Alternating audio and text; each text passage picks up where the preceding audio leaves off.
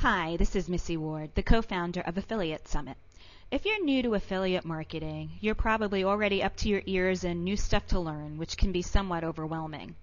On top of learning and executing what you've learned, you also have to get your arms around the stuff that you really need to avoid so that your efforts aren't for naught. I put together this quick presentation to help you out there. These are a few tips that I wish someone would have shared with me when I first started out as an affiliate. I hope you find it helpful. Tip number 1, don't mindlessly follow the crowd. This is where the famous words that your mom said to you when you were a kid, just because everyone is jumping off a cliff should you, come into play. Marketing hot trends such as seen on TV products or those famous ringtone campaigns are rough. So is getting into very competitive niches such as electronics or shoes. You'll be bumping up against affiliates who have been in these niches for a while. They'll have much better search rankings, better marketing lists, and proven creatives and landing pages. It'll be much harder for you to do well here. Now, that being said, I'm not saying that you should avoid these types of campaigns altogether. If you figured out a way to improve upon what your competitors are already doing, there's no reason why you shouldn't test out the market. You just have to have a plan.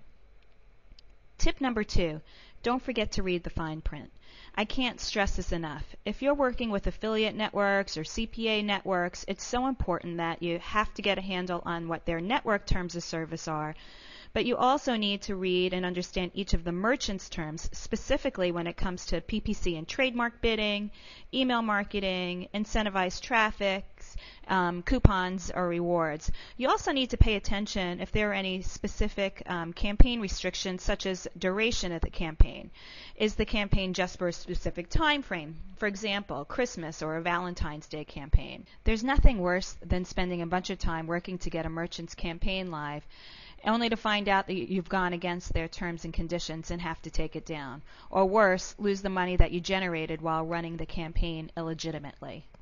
Do your due diligence. You know, I can't begin to tell you how many times I ask affiliates about campaigns that they're running that I currently know are either being investigated by an attorney general or the Federal Trade Commission, and you know what? They don't even know that it's happening. Think about if you were one of the affiliates marketing Trim Spa or, a similar diet product that gets fined by the FTC or taken off the shelves. What about all those toys that were recalled in 2007, 2008 for having high levels of lead paint, or those great as seen on TV products that were returned by thousands of people because they didn't work? Building a business around products or services that are inferior, use false claims to advertise, can potentially hurt people, or have competition that do it better for less money is just a recipe for disaster. Not only will you invest a whole lot of time and money for little or no return, but marketing these types of things ruins your credibility. Why would your customers come back to you if they don't trust you? Spend the time it takes to investigate what you're marketing. It can save you a lot of heartache. Tip number 4, don't be lazy. Marketing isn't one size fits all. You just can't use the creatives provided by the merchant, or you're just going to look like everyone else. Consider writing your own content geared towards your audience and use the banners that the merchants provide to you as eye candy. Think about incorporating your own video or other images to enhance upon those templated creatives so that you can set yourself apart from other marketers. If you continue to deliver value to your customers, they will come back for more.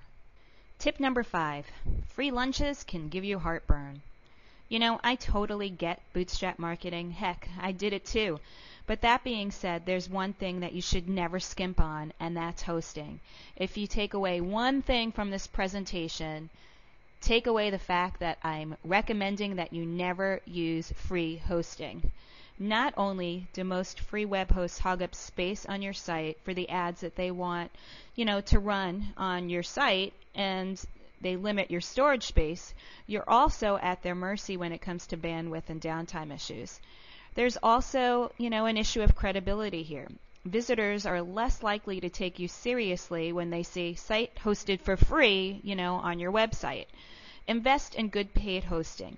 The person, who coined the phrase, the best thing in life are free, didn't have their site go down for hours after they spent a ton of money driving traffic to it. Tip number 6, don't lose focus. This is the hardest thing for me to give advice on because I'm the worst when it comes to staying focused. I'm totally a right brain creative person and find myself straying from my planned path from time to time, usually about 20 times a day. But what I can tell you is that when I look at my past revenue, I can clearly see the months when I wasn't as focused as I should have been. These are 3 things that I do to help me keep an eye on my target. I have to clearly define my goals. Is it going to be earning a certain amount of money for an effort, or is it simply going to be to get a conversion rate up on a particular landing page? Once I identify my goal, I jot down a list of things to do in the order that I need to do them in. And it's okay to go back and reprioritize, but without having some sort of deadline in place, things can, take on a life of their own. Track your progress and earnings vigorously. I use spreadsheets to do this. There is also software called AffMeter that I recommend, which can help you track your revenue across multiple affiliate networks and provide you with statistical analysis to keep you on target. I don't try to bite off more than I can chew. I don't do well when it comes to feeling overwhelmed. In fact, it sort of tends to make me put off things that I should be doing. What works for me is breaking things down into bite-sized tasks that I can manage easier. The more focused you are, the more productive you'll be. Last but not least, tip number 7. Don't change a marketing plan like you change your underwear. The worst thing you can do is decide to go off in 100 different marketing directions. Twitter today, PPC tomorrow, video the next, Facebook, email, and so on. Pick your marketing strategy and stick with it. Thoroughly test it out. If you don't, not only could you be leaving a ton of money on the table, but you can also wind up losing a lot of it by not testing things properly. Thanks for listening.